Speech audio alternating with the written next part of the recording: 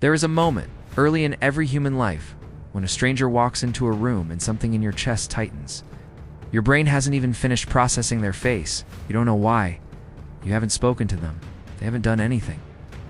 And yet some ancient part of you has already made a decision, filed them under a category, decided whether they belong or threaten.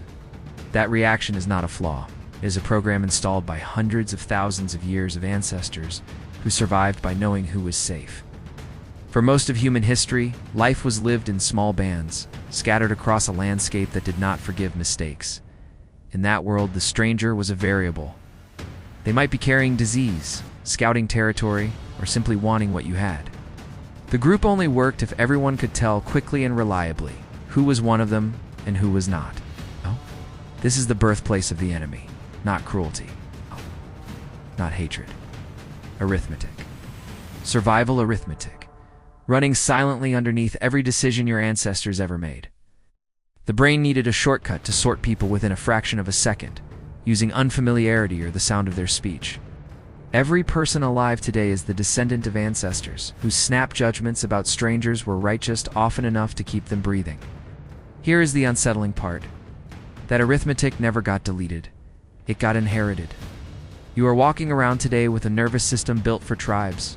Now, you use it to judge a coworker's tone in a message, or a stranger's opinion on social media.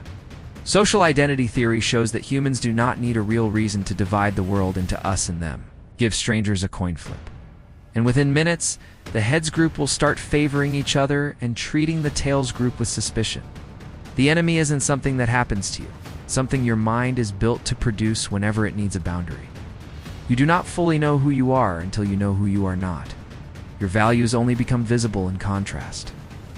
The person who disagrees with you or the rival who opposes you, they are part of the machinery that carves your identity. Scapegoat theory shows that groups under stress don't just suffer quietly, they look for someone to blame. The enemy becomes a story people tell themselves to make an unbearable feeling bearable. Blame feels better than helplessness. By adulthood, you carry two kinds of enemies. The one born of genuine harm, and the one your mind manufactured because it needed a boundary. Which kind is this? One is protecting you. The other is quietly rotting a part of your mind that could have been used for something better. Next, we'll explore why some of history's most driven people kept rivals close, and why the absence of an enemy might be dangerous. If the first part of this left you with an uncomfortable question, which of your enemies are real and which did you build yourself? And this part is where we go looking for the answer and where the story starts being about something closer to fuel. Because the strange truth that psychology keeps arriving at is this: opposition doesn't just threaten human performance. It very often improves it.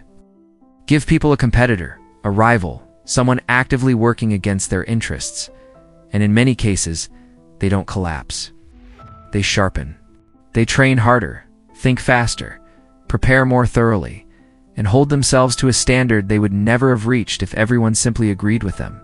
This isn't speculation. It shows up in research on competitive motivation, where people pushed against a rival consistently outperform those working in isolation. The presence of an opponent changes the psychological stakes. Suddenly, it isn't just about doing well. It's about not losing. Losing activates something older and sharper than ambition. It activates threat. And threat, in the right dose, focuses the mind. The brain doesn't distinguish between a physical threat and a reputational one. Losing to a rival triggers the same underlying stress circuitry. That stress is unpleasant, but it is also remarkably effective at eliminating complacency. Comfort rarely produces effort. Threat produces it reliably. History is full of people who understood this.